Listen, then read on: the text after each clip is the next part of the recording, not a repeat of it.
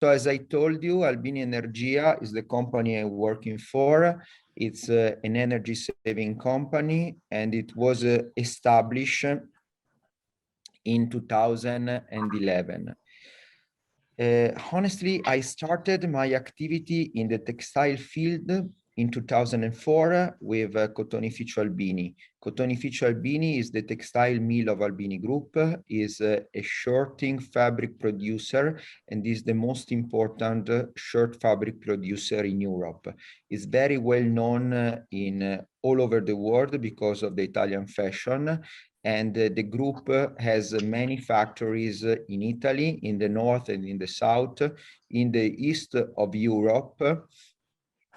During the time between 2004 and 2011, I had follow all the new factories we have built up. So in Egypt, in the south of Italy, in the east of Europe. And luckily, I had also the possibility to follow some training in the textile procedures.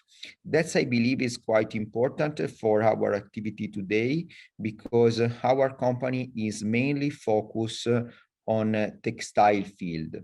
This is because we believe that energy efficiency, of course, can be pursued in any kind of industries, but if you want to touch whole the subject in a company, you cannot just stay on the normal and common services like pumps station or boiler houses or compressed air.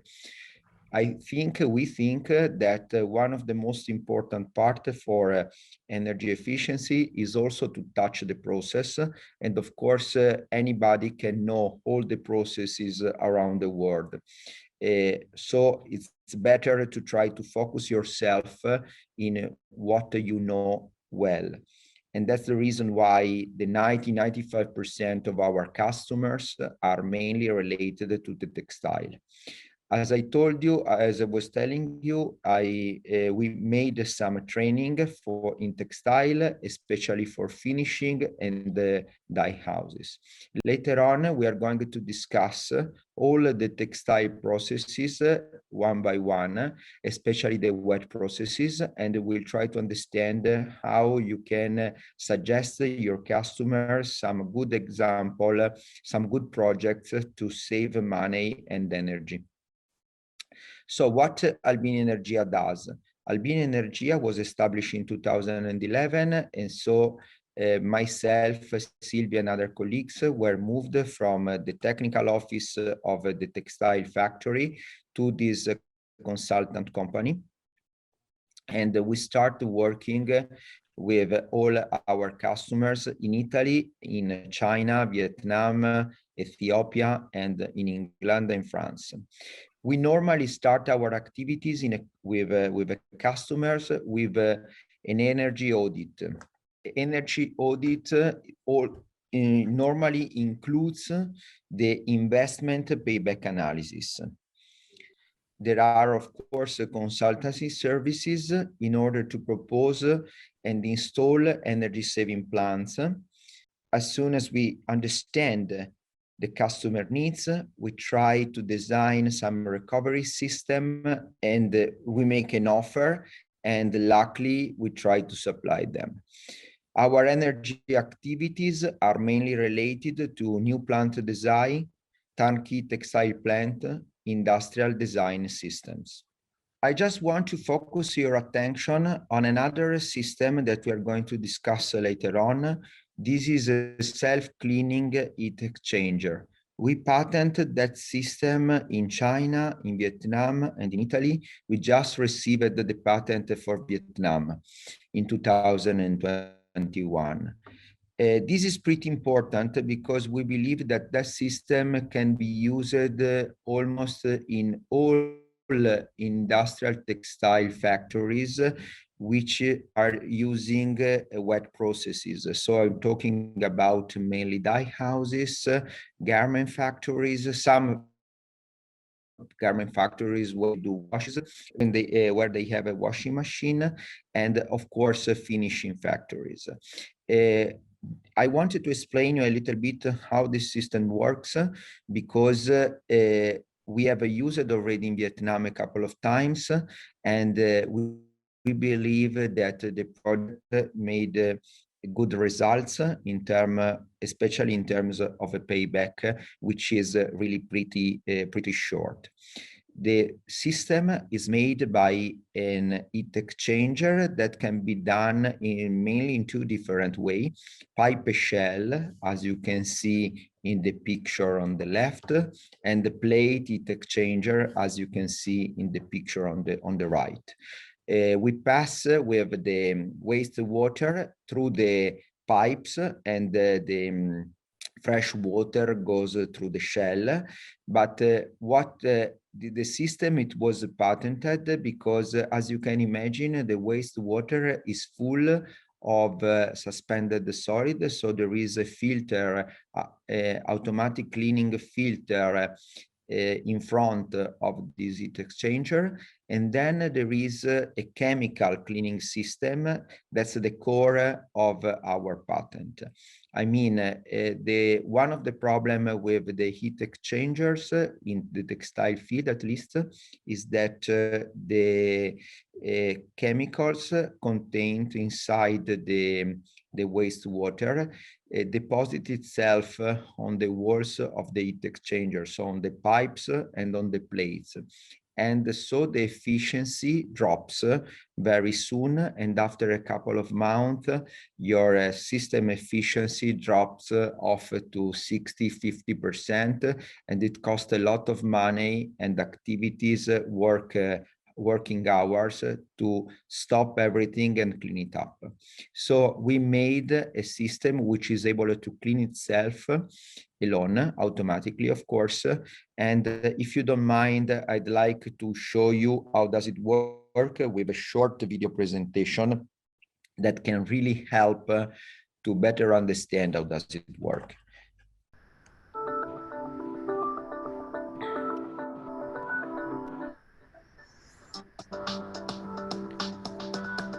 Okay, the picture shows exactly all the elements that compose our system. First of all, you see a plant, okay? Plant can be a batch system, so a tank that is able to connect all the hot wastewater, or it can be a continuous machine charge temperature that could be higher than 50, 60 degrees. The second part of the system is the heat exchanger, of course. As I told you, this heat exchanger can be done with a pipe shell heat exchanger, which is the best solution if your wastewater is full of suspended solid. And of course, so basically the wastewater goes from the plant to this collection tank and is pumped through the heat exchanger. And finally, there is, of course, a boiler because we are going to need the steam to increase the temperature of our chemical solution.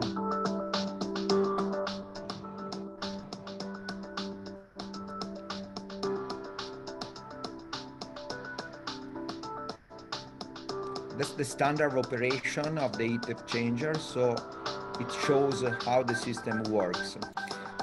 The wastewater goes into the tank and is pumped through the heat exchanger on the pipe side. Of course, in this case, we don't need to have a filter because the pipe can really upset suspended solid without any problem. In case of a plate heat exchanger, in this position, after the pump, we normally insert a filter, a drum filter, in order to remove all the suspended solid. So the wastewater is pumped through the pipes, and on the other side, the fresh water goes through the shell. We exchange the heat, and the fresh water becomes warm. The the wastewater is thrown away, cold, and the fresh water, warm, it will be used in the factory. As I told you before, this system can be used for a batch system. It means with many machines that usually discharge into a big tank. And so in this case, the warm water should be collected and then pumped again to the batches machine, or eventually can be used directly on a continuous machine. So this warm water will go directly into the washing or bleaching or moisturizing machine. That's the core of the system, so the acid self-cleaning cycle. When the efficiency drop, we have some sensor, some flow meter and temperature probes in order to calculate and monitoring the energy efficiency of the heat exchanger.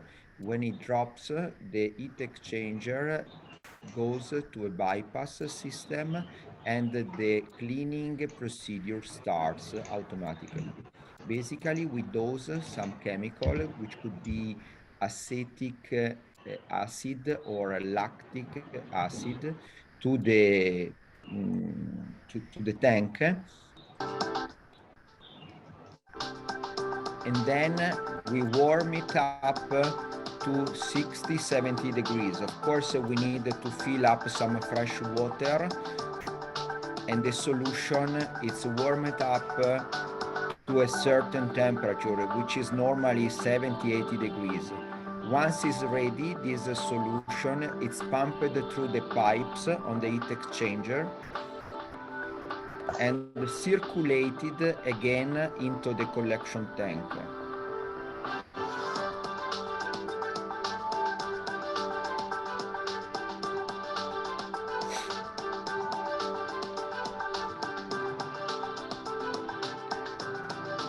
As soon as the cleaning procedure is finished, the solution is thrown away and the efficiency rises again to the nominal value, which is higher than 85-90%, and your solution, your procedure, energy saving procedure can start again. When you go to a textile factory, you must try to understand which kind of processes they are handling with. We divide the processes in textile into different kind. The first one is dry processes, spinning, weaving, winding. So all those kind of processes are mainly related to the machine that your customer are using. So looms, weaving machines, spinning machines. So it's quite difficult to find out a way to be more efficient in those kind of machines, because actually, if your customer has already the modern solution, all these machines are already equipped by frequency converters with a motor with high efficiency. So it's quite difficult to change and to make some progresses in such kind of machines. So when your customer has mainly dry processes, you should try to focus on the services, which is mainly related with HVAC systems, chiller system, boiler houses if they need it. But I don't think it's the part that you should focus on. We strongly believe that the activities that we are trying to carry on is mainly related to the wet processes. In textile field, the wet processes are dyeing or printing, preparation, and finishing, okay? And those processes can be carried out with a continuous machine or batches machine or a combination of the two. What's a continuous machine? We talked about a little bit earlier about it. It's mainly related to some big machine where the fabric passes through continuously. They are made as a series of a vessel which represent some processing steps. The fabric passes from the first vessel to the next one, and the water normally goes in the opposite direction. Okay. In this, which kind of continuous processing you could have with this kind of machine? Mainly, we are talking about bleaching, which means using a peroxide or a caustic soda in order to clean your fabric before some other activities, some other finishing activities. It could be mercerizing with caustic soda as well. It could be washing or rinsing after a printer, for instance. In this case, if you're talking about bleaching and mercerizing, we are talking about the preparation part of the fabric. If you're talking about final rinsing after dyeing or after printing, we are talking about the finishing part of your fabric. There is a big difference because, as I told you before, in the first part, which means bleaching and mercerizing, the cotton, we are talking now about cotton mainly. The cotton is not treated yet. It means that it's full of a part of cotton that could be released into the water and becomes suspended solid. Okay.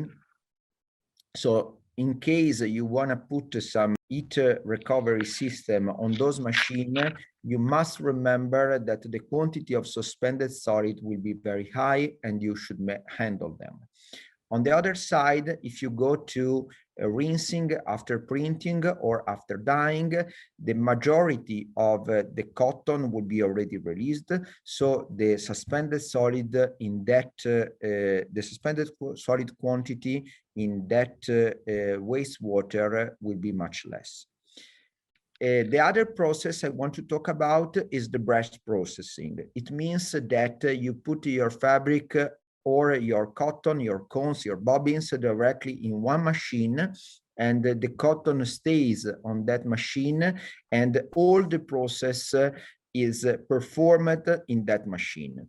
It's what happens, for instance, when you dye in cones or in bobbins, cotton or polyester or which every kind of a fabric. In this case, the request of the water is not continuous, so it depends of the processes, and mainly the discharge is not completely related to the request of water. So there is some time where the machine is completely stopped. It doesn't request any water. It doesn't discharge any water, but it's just making a sort of thermal cycle. So for instance, increase the temperature, decrease the temperature, add chemicals, adding of dye stuff or everything. During this period, the water request is nothing and the water discharge is nothing. After this period, there is a discharge of water that is not contemporary with a request of water. It means that every time you wanted to make a heat exchanging in this situation, you must consider that some bigger collection temp should be in order, right? Because you must have a buffer of hot wastewater and a buffer of preheated fresh water to be used later on your machine. So in this case, of course, the system will be much more complicated, much more expensive, and it's more difficult to build it in an existing factory. This is pretty important because when you ask, with your customer will ask to help you to design the factory, it's pretty important to have in mind that if you want to have such kind of a heat recovery system, you must create those tanks, which are pretty important, and I'll show you later on how can you eventually do that. So in what processes, there are some, I show you now some example in order to save energy. The first one is what we have done in Hanoi, the factory I was talking about before. So the heat exchanger on batches machine. We are now talking about garment factory, and there are batches machine are just washing machine. They wash the garment after they have applied the resin for no aero. And we have done a recovery, heat recovery of the hot water, this hot wastewater that was discharged by those washing machines. Then we will show you an heat exchanger on the continuous process that it was done in Vietnam as well, but in an Italian company based on Vietnam, close to Hanoi as well. And then we will see how is important to choose the right machine, washing and dye machine. We will have a couple of examples of how much is, and this is also another important subject I want to discuss with you. I mean, we believe that the energy efficiency consultant cannot be just on services, but also on the production machine. It's pretty important to ask your customer to share with you all the information they have, even when they have to make a investment decision, because sometimes the right machine can help to saving money and of course energy. And finally, I'd like to show you how important it is to size correctly the pipes on the machine in order to save time, and so electrical energy and thermal energy as well. And now we'll try to show you some experiences we have done in Vietnam. We have some real numbers, the calculation of the payback. So this is what we have done. The situation we find out when we have been in this garment factory. As I told you before, in this case, the garment factory was using the washing machines to remove the resins that they applied for no aero procedure into in their garment, mainly short. When we arrived to this factory, we found out that they were already quite good, because they thrown away just the first rinsing with a 60 degrees. They collect this first rinsing in the hot wastewater tank, and they used to pump it to the wastewater treatment at 60 degrees. The second and the third rinsing was collected in the reusable water tank, and eventually they used the steam in order to reach a certain temperature, and they used to pump it to the washing machine for for the second and the third rinsing. This is pretty important to understand. Anytime that the fabric or the garment is rinsed, what is pretty important is to throw away just the first rinsing, which is full of suspended solid and chemicals. Usually the second and the third rinsing can be stored and used as a first rinsing and the second rinsing. The third one must be with the fresh water, because with the third one, you can guarantee the final quality of your product. This looks quite easy to understand, but unfortunately, there are many factories that are still using fresh water, even for the first and the second rinsing. This is something that you should try to push your customer to avoid, because it doesn't make sense to use fresh water during the first rinsing when the majority of the chemicals are still on your garment or on your fabric. And so a reusable water can be easily used without any quality problem. So we found this situation, which is, I told you, is quite good. And we have decided to design a system able to recover the heat from the wastewater, which was already thrown away with the hot wastewater tank. The next slide shows how the system we have designed works. So we have applied to the first rinsing a filter, and then because, as I told you, the first rinsing is full of suspended solid, and then we have collected all this water to a collection tank and pumped it to through an heat exchanger.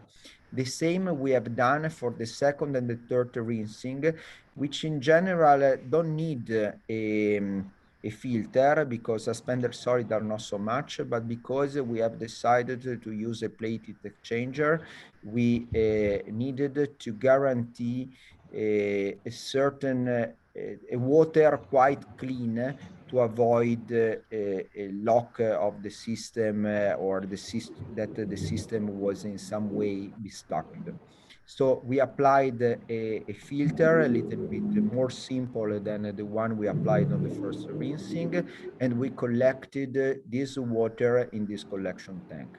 We pumped it through the heat exchanger and we raised the temperature up to 58 degrees instead of before that was around 36, 38. And on the other hand, we reduced the temperature of the first rinsing from 60 to 37 degrees. This is also pretty important to understand. One of the reasons why the customer has decided to do the job is that because they were having problems to handle the high temperature of the wastewater treatment, which was affecting the bacteria in the biological part of their wastewater treatment plant. So they had the possibility, the option to insert a cooling tower in order to reduce the wastewater treatment temperature from the first rinsing. But of course, if you think about it, it's a waste of energy because this temperature would be eventually dropped by using an adiabatic system that somehow is going to consume electrical energy. So the basic idea was to reduce the temperature of this water system by increasing the temperature of the reusable water in order to get two different advantages. The first one is to avoid the cooling tower investment. The second one, to increase the temperature of the reusable water and in this way reducing the consumption of steam, which was used before in order to reach the 58 degrees like in the image we have shown.